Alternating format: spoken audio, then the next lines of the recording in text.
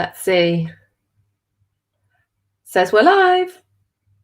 Ooh, Hope so. we are, yes. I ought to check it somewhere. Anyway, while we're waiting, Sara, how was your holiday? Have you been on holiday or just to Cornwall for? No, I live in Cornwall. Oh, I thought you said something about I'm coming back from Cornwall. No, I was in London last week. So I split my time between London and Cornwall. So I was driving back this morning after being in London last week. So you're back home now? Yeah, back home now. Whereabouts is home in Cornwall? Viewed. Oh, yeah, nice. Yeah. Yeah. So we're right by the beach, which is nice. Sunny? Are you right by the beach? Yeah, it's a 10-minute walk. Oh, that's. I know everyone always gets really jealous about that. I'm like, I feel really bad saying it. I'm like, oh, No, you shouldn't feel bad. No, you definitely shouldn't feel bad. You should just enjoy it for all of us. Oh yeah, no. Well, tourist time isn't the nicest time. It gets really crowded.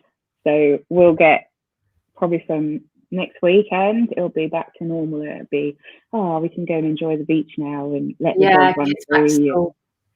Yeah. So you want some nice September weather? Do you know what? It always rains in August in Cornwall, and we always say it's like the locals' retribution. Everyone comes on holiday and it rains, and we just kind of like laugh. So like we don't mind not going out in the rain in August. And then September and October is always beautiful weather. I'll get it to yourself. It's gorgeous normally. Yeah. Really nice. Lovely. Right. So there are a few people watching. StreamYard doesn't give me names, but if you want to post some questions or anything along the way, hopefully they'll come up and I can see them. So we've met before in person, Sara, when you could do things like that. Yeah. I know. It feels like such a long time ago. It was. I know it was. We were carrying stuff back to the car from a styled shoot, and now look at you, all the stuff you're doing. Oh, it's been a crazy. I mean, just since the trend report, and that's not even a year ago. And I think the trend report is kind of what gave me a bit of a kick up the bum, because initially my plan was always to launch August this year. And then with the trend report, I thought, I kind of need to launch a little bit sooner. Yeah, so explain what you mean about the trend report. So the trend report with the 2 style shoots, and it's published by the Wedding Academy, and it's open to all the students. Well, not all the students, but Kylie opened it up for, I think we had 7 of us on the day to see behind the scenes and get involved with style shoots. And then there were sort of snippets of interviews with all of the different students there. Yeah. And it was that kind of when Kylie was sort of interviewing all of us, I thought, if anyone sees this, they're going to be like, where do I go? How do I find out more about that person? Yeah. And because I'd only had Instagram and Facebook at that point, I'd set those up in August, just after I joined the Launchpad, just to secure the name. I hadn't thought about a strategy. I hadn't thought about what I was going to post. No, I think a lot of people will be in a similar position. Will have just be starting out thinking about this, thinking, what do I do? Where do I start? And something has to give you some momentum, doesn't it? Yeah, absolutely. I mean, I'd kind of doing the boot camp last year. I found out from the boot camp what my sort of style was. I had always had a name in the back of my mind, and I stuck with that, but I knew I needed to secure it. So I grabbed it on social media and just thought it'd be fine, I'd leave it there. And then people started following me. I had nothing posted, and people started following me, and I was like, oh, now what do? I need to post something. Yeah. And so I started posting a few things, and I used it wasn't Unsplash at the time. I used a stock photo website. I can't remember which one now. And I was sort of picking stock photos and putting things on there.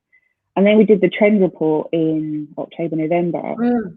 And it kind of at that point was a bit like, uh-oh, this just got real. I need to actually do something. And from there, I got someone to design a logo, got some business cards, and then I started working on the website over Christmas. And we launched the website end of January this year. So it's not even been a year really.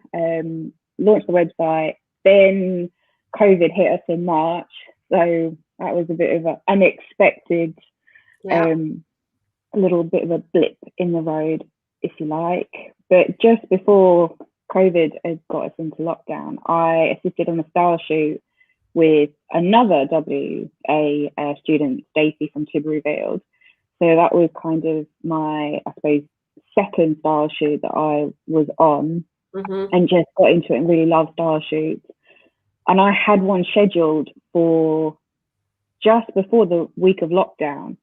And the Monday night at 7 o'clock, the venue pulled it. They said, oh, we don't know if we feel safe.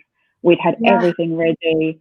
Then we went into lockdown, and I kind of had a bit of a, oh, what do we do now? I think a lot of people probably did at the beginning of lockdown, because nobody saw it kind of happening for so long, or how it was going to affect everything. No. And then through lockdown, I kind of used time to look at other, like Pinterest, and get up to date with other social media. Just started looking at different resources for learning a bit more, really. And then I started planning style shoots for when we could come out of lockdown. So the first one I did was 22nd of July, and that was kind of my first solo style shoot. That's pretty good. Well, I kind of spotted it in a group, and it just called to me. The style was just kind of like, yeah, that's me. And so I did that with a photographer, and that's been picked up by Whimsical Wonderland Weddings. So that's out in about 4.5 months' time now. Then I've done another shoot at a local venue. They're a brand new venue to me in Cornwall. And from that shoot, I'm now their kind of in-house planner. So all of the wedding stuff will come through me. I've got another, I think it's 4 shoots lined up between now and November. You are addicted. Well, it's really funny, because I remember having my discovery call with you, and when I'd looked at what was in the launch pad, I was like, styling, no, I'm not a stylist, I'm not creative, I'm not touching that stream at all. No, it's not going to happen. And then when I knew about the trend report, I looked into the styling stream and was like, okay, like I can do this. And then on the day, I was like, I actually like styling. And now I love it. I love styling so much. Whereas when I joined the course, it was very, I kind of wouldn't know the whole idea. How many people say that, and then they say, I'm not at all creative, it's not my thing, I'm very much planning. And I say, so am I. I'm very much a wedding planner. That's exactly what I do. I don't go near styling either. I don't go near styling.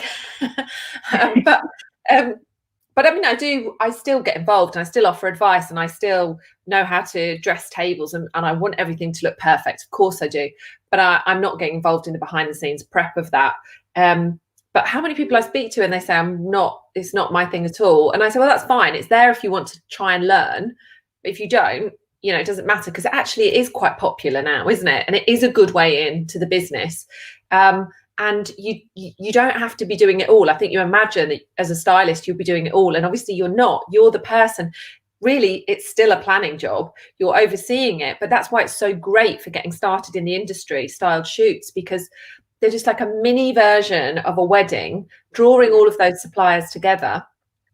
And yet there's no bride, it's just you. So it's lovely. You can practice all of that. But what you just said then about the new venue is really good. So for styled shoots, particularly, if you can find new people, and there's always new people coming through, if you can find new people coming through, and that's what I did when I started. And I connected, there was a new sort of photographer, she was just starting out, a new florist. There were a few of us together who met at this networking event, and then we met at another like a venue had an open day, and they had like a supplier section, and we met there, and we realized that we were all like really new, and we could help and support each other.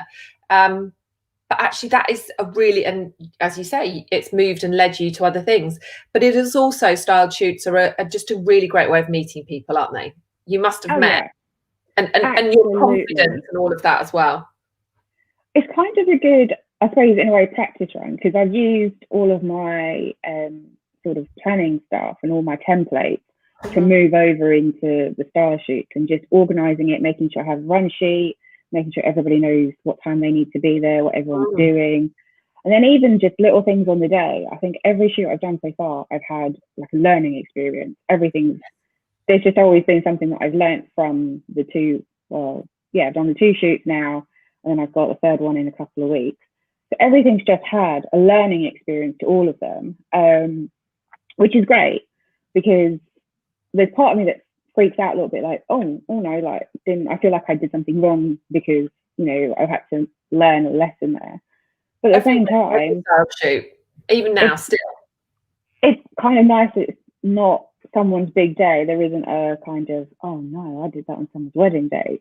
So the style shoots are great. It's like little trial runs in the kind of run up to it, and they're such win-wins, aren't they? Because you get the images as well.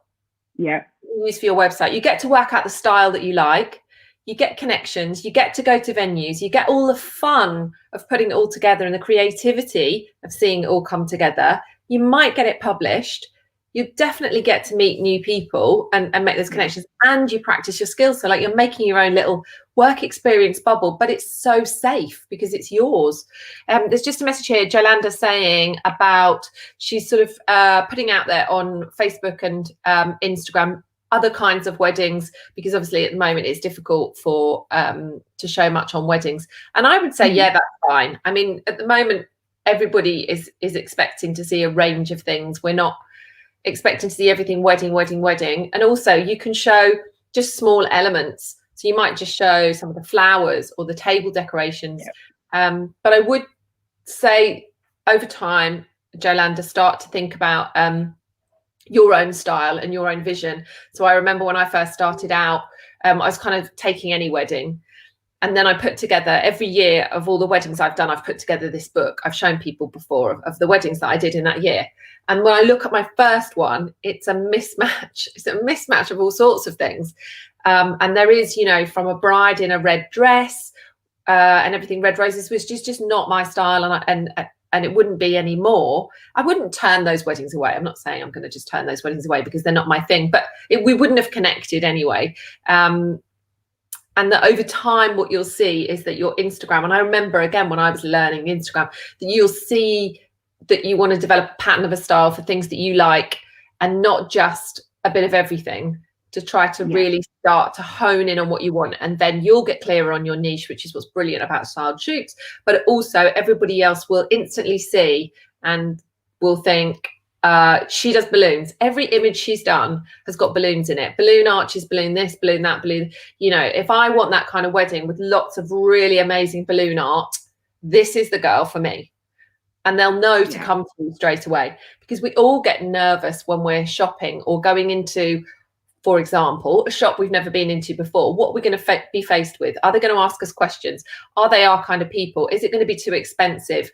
Are they a match? Are the clothes going to fit? Are we going to feel awkward? And it's exactly the same when you're choosing a wedding planner. You want to know that from what you see about them, that you're a match. You love those images. You love stuff with balloons. Half the people, they're going to go. They don't want balloon arches and things like that. I'm not suggesting that's what you do, Jolanda. I don't know what you do, but I love balloon arches anyway. But you know what I mean? It's that kind of thing where if you can try to find your style, that is the next thing. So you're only just starting the course, signed up, going to go to wedding fairs, things like that, questions and tips. So if you're just going to attend a wedding fair, just soak it all up. What did you do in the beginning, Sara? Did you go to wedding fairs, soak some stuff up? I've done a couple of trips to the National Wedding Show when they were on in London, and I looked around all the suppliers, and I picked up all the cards of the ones that their kind of stand resonated with me. So like photographers, for instance, if the photos they had on display were the kind of photos that I was like, oh my God, yeah, I love that style, then I picked up all of their cards. And then I kind of got, this is probably really old school, but I work with an Excel spreadsheet. So I have like my database effectively as an Excel spreadsheet. And what I've done with that is, with Instagram, there's like a plugin that you can put on Chrome, and it will take all of your Instagram followers and dump it into an Excel sheet for you. So I do that regularly because Instagram's a little bit like my directory in a way. And then so my whole database is on a spreadsheet, and I just add people to that. And then that way I've built up a bit of a relationship with people from wedding shows. And then I just know, I kind of look for quirky things as well. I look for kind of the stands that I wouldn't normally find anywhere else. So there's, I can't remember the company's name, but they do like alcoholic gummies. And I was Ooh. like, oh, I'm onto it. Like, I like this idea. I'll call it dummy. As like little favors. And I was like, Yeah, oh, like, I I remember. wouldn't probably have come across that anywhere else. So go to the shows, and then I always go and I watch the catwalk show just for kind of what they're saying is the kind of fashion for now. Not that your bride will want to be getting that dress now for a couple of times, but it's just kind of good to keep up, and then to also know about the different designers as well, just to kind of, so even though you probably wouldn't be going with your couples to be getting their attire, it's just good to have that idea of, actually, if this is a style you like, I know of this designer that you can just point them in that direction. So definitely wedding shows are a yes for me personally. And then I kind of like going to venue open days when they've got suppliers, especially the venues that I want to work with. I'll always pop along and then meet the suppliers there, because chances are the suppliers that are already there have been working with that venue for a while. So I got introduced to a venue from a caterer that I'd made friends with on Instagram. That I don't even know how we found each other, but we found each other on Instagram, became friends, and he said, oh, I'm at this venue, and it is, you'll probably know it because it's in Essex, but Mark's Hall, which is big, it's a barn venue, but it's in a massive arboretum. Yeah. And I thought I knew all the barn venues in Essex, and this was completely new. And she said, oh yeah, even the local people don't know we exist. And I was a bit like, oh my God. And I wouldn't have, but they've been going for quite a few years now. And I would never have found them had it not been for going to like their venue open days through suppliers. So definitely get along to open days for venues and wedding fairs as much as you can. Even if it's, you know, you go and you think, oh, this is a bit rubbish, but you don't know who you're going to meet. And I always just think that's the key thing, is you just never know who that one person could be that could open you up to a whole world of opportunities. You're so right. Just always be open to it. You're so right, and you're so right about making friends with people. That is the key to any industry, to any business, is making those connections, is being brave enough. So if you decided to take a leap of faith, to do the course, to do some training, whatever it is, that gives you a little bit of confidence and a little bit of backing behind you, even if you're not far through the course or you haven't finished it. It doesn't matter, to just then reach out to people, or maybe just start. So if, like Jolanda, you've got an Instagram account, just start following people, then start commenting, just genuinely saying lovely things about their work, and so that sort of snowballs, because not everybody does. A lot of people just go through and they'll just be doing the hearts and the likes, and they won't be genuinely reaching out, genuinely starting conversations with people. And that's what you need to do. And over a little bit of time, and it doesn't take long at all, people will start to notice. Sara is a big fan of mine. I love that. Sara's commenting on stuff. She's noticing what I do. She's liking it. She's a fan. I need to get to know her better. It's simple, relationship stuff. It works.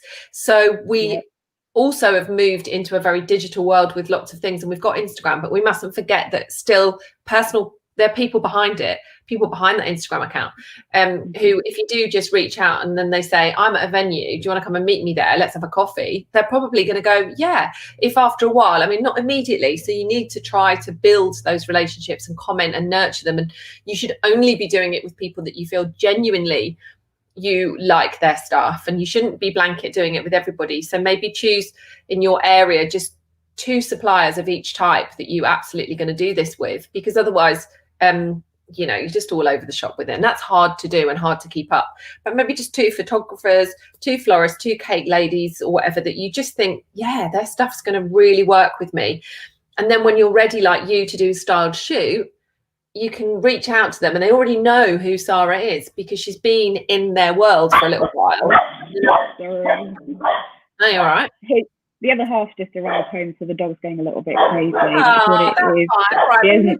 He hasn't seen Daddy for 2 weeks. We're nearly gone. We're going to let you go. Thank you for turning up.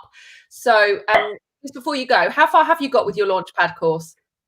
So I've gone through all of the modules, and do you know what? I've looked at the certification project, and I have everything sort of sitting in folders ready to submit. It's just the business plan needs tweaking, and then I'm kind of like, oh, that's the bit that, like, not, it doesn't scare me as such, but I'm like, that's the bit that needs all my brain power. It's all starting folders on my desktop of, like, section 1, 2. because where I've been doing all the bits through the Launchpad and then creating templates and creating stuff for my clients, then it's kind of already there. It just exists. And so I was like, oh, I just need to. Yeah, you're right, because it should run alongside setting up your business. It shouldn't be. What we definitely don't want it to be is do the course, finish the course, then start thinking about everything else. We want you to try it, mess about, get stuck in, set up your Instagram accounts, get your logo, get a business name, test it out, tell people, do a bit of the course, do some other stuff. It doesn't matter. You've got lifelong access, so we're not ever going to come chasing you for that. And especially with things like the business plan, it is almost ever developing. You could, I mean, write one every year. It's changed from kind of when I started writing it, when I started the course last year, and just even things like through my style shoots, I was always like, yes, I'm rustic. I'm definitely rustic, completely rustic. And then my style shoots, I'm like, I'm probably not as rustic as I think. I think I called it roho because it's a cross between rustic and boho. I always love like the kind of exposed woods and the fairy life. I hate Hessian. Do not like Hessian at all. That probably like rules me out of being rustic. But actually, I like all the exposed woods, but I love the freedom of boho. I love the kind of I can be bold with the color and it just works. So I started calling it roho because I was like, oh, I wouldn't have ever said that I was completely boho, but I'm definitely a mix of the two. And that's come about from style shoots. And my whole website is sort of like geared more towards rustic. But now with my shoots, I'm going to start changing it around so it reflects more of that. Sorry? They're a good way to practice your niche, aren't they? Styled shoots. Yeah. That's how it's kind of come about. Everything that I've created, I'm like, oh, this is a little bit more boho than. But it still has. I always have like stripped back woods, and I've come to the realization that all my shoots always have gold in them. Gold's always like one of my colors in there. I don't know why, but it just always comes out. So the style shoots have kind of helped finesse the kind of niche a little bit more for me in the style. It's definitely something to see, but I still keep going back to all the the modules in the academy, and I think that's a good thing about the lifetime access because even though I did it last year, I still dip back in and go, let me just rewatch this video. And I just have it playing whilst I'm doing other things. So it's not kind of I need to block out this time, like, right, okay, I'm going to be doing this. Let's just put it on. And I have it running in the background. And I just keep kind of like going back to things and going over it just as let's just stay on top of it. Which is kind of one of the reasons I really liked this course specifically was that I could have lifetime access and it wasn't right, you finish it, you're booted out, nobody looks after you anymore. It was more okay, if I ever have a moment where I think, oh, I'm not sure about that bit, I just go back in and have a rewatch the video. Go from there, really. We're always there for you. We're always there. The Facebook group, Kylie for the Q&A. There's always somebody in the Academy student group that's like a bit far ahead of you or done it before or need some help. Erin is saying here, what's the best way to approach a styled shoot? Is there a lot of cost involved? Oh, Erin, we're kind of at the end of the interview now, but Sara. I don't mind after that. So I do all mine on a TFP, which is either time for print or trade for print. So everyone works collaboratively on the shoot. In terms of cost, the only cost I really have is where I thought kind of little bits in terms of candles, decor. I'm obsessed with candles, so there's always candles in my shoot. But I haven't really had any cost. The shoot that I've got coming up, I nearly had to pay some models, but we managed to find one that's happy to do it TFP. So there are ways around doing it as cost, efficient as possible. You can go all out and spend a lot of money. Sometimes there's delivery charges. I'm fully expecting for the next shoot that I'm going to have to pay delivery charges for my crockery and linen, which is fine. I've kind of worked on that. But the last two shoots, I didn't have any real cost involved at all in them. No. Everybody usually should be, we do have a huge section on this, Erin, and it is something we talk a lot about in our courses and it is in the Launchpad, but everybody usually is in it together because they're all going to get those images and they're all going to get to use them ultimately. So everybody is benefiting. There shouldn't be, everybody, as you say, it's collaborative. Everybody should be benefiting. So generally people are giving their time and their things for free.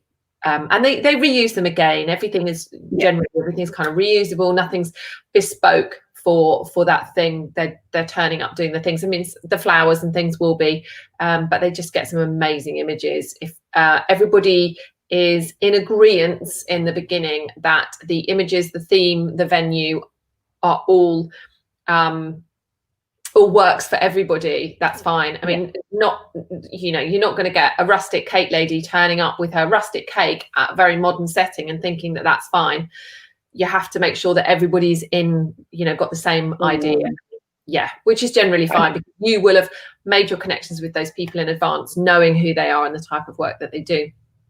And I think it also comes down to your mood board as well. So if you've got a really clear mood board and you've got a really clear, so I always create my mood board first, and then I always create my lookbook straight after that. So then I'm really clear on what it is that I want. So when I'm looking for suppliers, I've kind of been through their Instagram and I know that what they can do kind of fits with what I've got in my head. So you'll always find people are collaborative, but I always make sure now, my first lesson was I got a photographer for the first, no, videographer for the first shoot, and he wanted to charge because he didn't realize it was a TSP. So now I always make sure that I say up front, this is a TSP basis. Are you happy with that? And that's for everyone, even like the suppliers I've worked with a couple of times now, I always still say it just to make sure that they know. So it's just a really good practice to be upfront and say, this is TSP. Yeah. And if you are aiming to have it published, not that it's a guarantee, but just say that that's what your aim is. You know, you are aiming to get it published. Everybody will get credited if it does get published. Yeah. And you're all working on it together. And I bet they think you're really professional, don't they, now, when you put these together? Well, I've got a couple of suppliers now that I posted on Facebook the other day just saying I was working on my next shoot, and a bunch of them were like, oh, can we be involved? Can we be involved? And I was like, but you don't actually know what it is. And they were still like, oh, yeah, we want to work with you. And now you're off, you've got the confidence, and you are doing it properly. You're not just winging it with a load of people. Oh, you've got your mood, you've got your lookbook, you're very clear, you know what you're saying, you've got a procedure now. So, yeah, and you're addicted. Oh, yeah, love the style shoots, love them. I think I like them more than wedding planning. No, definitely still a planner, but love the but they need all of those connections, and then you find other things that you never even, like as you said in the beginning, you never even knew you were going to like. Just completely thought I wasn't creative.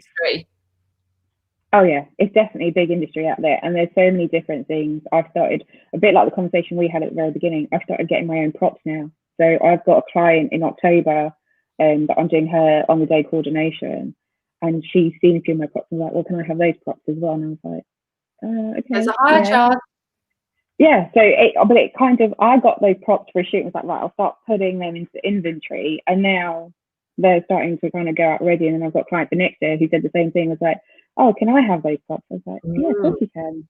So it does, like, you know what's selling well and what people like, you can create different versions of that, but also just keep tweaking the trend slightly on that thing. Yeah.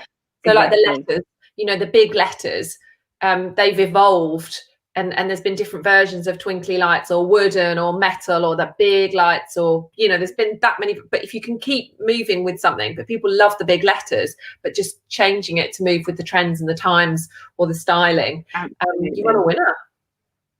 Yeah.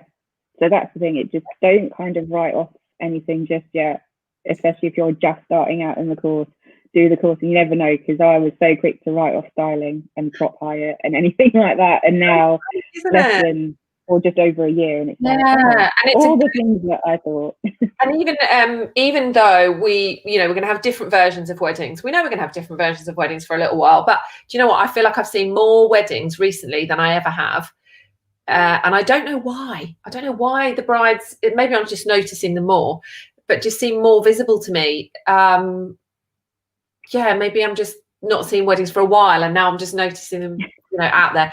There was like Bentley yesterday pulled up in front of us, and still the full-on wedding works, even though maybe they were only going to have, a handful of people. But I feel like people are getting even more emotional and romantic about getting married. Like it's a bigger deal. I mean, it's a huge deal getting married, but even now people are like, no, I really want to marry this person. You know, I'm really going ahead with this kind of thing, which is just really lovely for the romance of it all. That's me. 4 weeks tomorrow, getting married. So, I mean, our little small, in some ways it's nice because cut the guest list with the, oh, sorry, due to the restrictions, you can't come anymore. I I think a lot of people like that. you can it gives them money to cut spend the on list.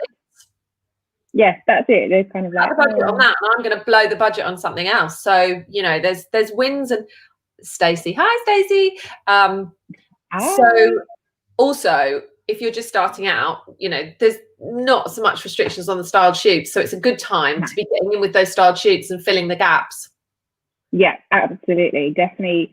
Even if I know someone else from the Wedding Academy, she was doing style shoots in her garden, wasn't she, sort of through lockdown? Yeah, I can't remember who it was, but she was using her garden to create a style shoot. So there's no kind of hard and fast that you necessarily have to get all these big suppliers on board. You can still create a tablecloth in the garden. Kylie's always doing them in her house.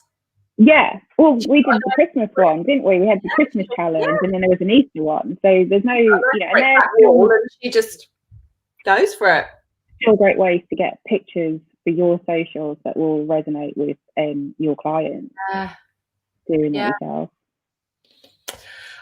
Thank you, Sara. And I know you've just travelled back home. Go and see your husband and the dog, reconnect with everybody. And I thank you for your time and everything that you do. Pleasure. Excited to see more of your styled shoots. Thank you. I've just got some more photos from the last one, so they'll be popping up soon. Oh, well done. Thank you very much for showing up on a Sunday. Bye. Appreciate it. Thank Bye. You. Bye.